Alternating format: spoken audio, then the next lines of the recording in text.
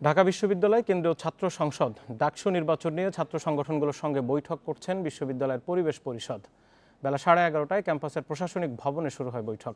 বিশ্ববিদ্যালয়ের ক্রিয়াশীল 13টি ছাত্র সংগঠনের প্রতিনিধিরা বৈঠকে অংশ নিয়েছেন।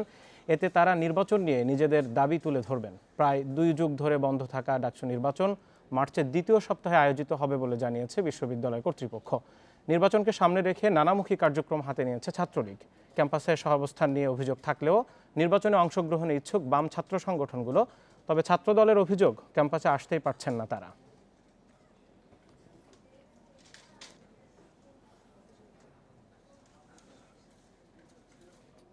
ডাকসু নির্বাচন নিয়ে চলমান বৈঠকের খবর জানাতে ক্যাম্পাসের প্রশাসনিক ভবন এলাকা থেকে যুক্ত হয়েছেন সহকর্মী নূরে আলম। বিস্তারিত জানবো তার কাছ থেকে। নূরে আলম, এই যে পরিবেশ পরিষদের বৈঠকে গঠনতন্ত্র এবং আচরণবিধি সংশোধনের বিষয়ে আলোচনা হওয়ার কথা, তো পূর্বের গঠনতন্ত্রের কোন বিষয়গুলো সংশোধনের আলোচনা উঠছে সেখানে? গত সপ্তাহে পরিবেশ পরিষদের সাথে বৈঠকে বসেছিল ছাত্র সংগঠনের নেতৃবৃন্দরা। সেখানে বেশ কিছু ছাত্র সংগঠনের পক্ষ থেকে দাবি তোলা হয়েছিল যে গঠনতন্ত্রে কিছু সংশোধনী আনার জন্য, এর মধ্যে উপাচার্যের ক্ষমতা মধ্যে ভারসাম্য আনার কথা দাবি তারা করেছিল।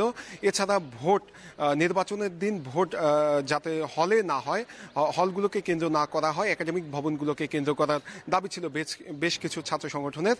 তো এই দাবির পরিপ্রেক্ষিতে আরও বিভিন্ন জায়গা থেকে বিভিন্ন মতামত নিয়েছিল বিশ্ববিদ্যালয় প্রশাসন। তারপরে গতকাল যে গঠনতন্ত্র সংশোধনের জন্য গঠিত কমিটি গতকাল বিকেলে বিশ্ববিদ্যালয় প্রশাসনের কাছে তাদের প্রতিবেদন তুলে দেয়। সেই প্রতিবেদনে এই বিষয়গুলো নিয়ে আসলে কোনো পরিবর্তন আনা হয়নি এবং সেখানে বলা হয় যে ভোট হলে হলে ভোট হবে, সেখানে একাডেমিক ভবনে ভোট নেওয়ার কোনো প্রস্তাব করা হয়নি।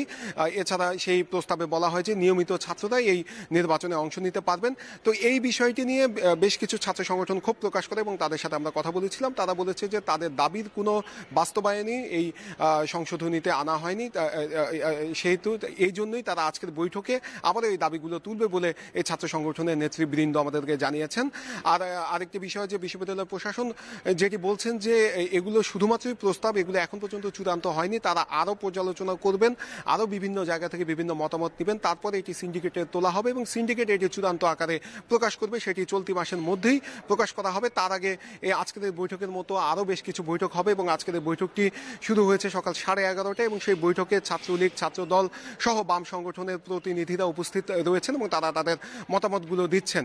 এর আগে আমি কথা বলেছিলাম ছাত্রলীগের সাথে। ছাত্রলীগ বলছে তারা নির্বাচনে অংশ নেওয়ার জন্য পুরোপুরি প্রস্তুত এবং নির্বাচনকে সামনে রেখে তারা বিভিন্ন পরিকল্পনা নিয়ে সামনে এগোচ্ছে। এর মধ্যে হলে হলে তারা কর্মীদের সাথে মত বিনিময় করছে এবং হলের কর্মীদেরকে চাঙ্গা করার জন্য তারা বিভিন্ন কার্যক্রম চালাচ্ছেন। এছাড়া বাম সংগঠনগুলোর সাথে কথা বলেছিলাম। বাম সংগঠনগুলো বলছে যে নির্বাচনের সুষ্ঠু পরিবেশ নেই, তবে তারা নির্বাচনে অংশ নেবে এবং তাদের নির্বাচনে প্রার্থী করার জন্য তারা হলে হলে যারা ভালো ছাত্র রয়েছে এবং যারা বিভিন্ন কো কারিকুলাম অ্যাক্টিভিটিসের সাথে জড়িত এ ধরনের ভালো শিক্ষার্থীদের সাথে তারা যোগাযোগ করছে এবং এ ধরনের শিক্ষার্থীদেরকেই তারা প্রার্থী দিবে। এছাড়া ছাত্রদলের সাথে আমরা কথা বলেছিলাম। ছাত্রদল বরাবরই অভিযোগ করে আসছে যে তারা ক্যাম্পাসে ক্লাস পরীক্ষা দিতে আসতে পারে না এবং গত 10 বছরে কোনো রাজনৈতিক কর্মকাণ্ড তারা পরিচালনা করতে পারেনি। তো এই মুহূর্তে তাদের এই নির্বাচনটি কতটা সুষ্ঠু হবে সেটি নিয়ে তারা প্রশ্ন তুলেছে। এই বিষয়টি নিয়ে আমি বিশ্ববিদ্যালয় প্রশাসনের সাথে কথা বলেছিলাম। বিশ্ববিদ্যালয় প্রশাসন আমাদেরকে বলেছেন যে কারো যদি কোনো ধরনের অভিযোগ থাকে তাহলে তারা এটি লিখিত আকারে দিলে সেটি প্রশাসনের পক্ষ থেকে খতিয়ে দেখা হবে এবং উপযুক্ত পরিমাণ ব্যবস্থা নেওয়া হবে। এই ছিল আমার কাছে সবশেষ তথ্য।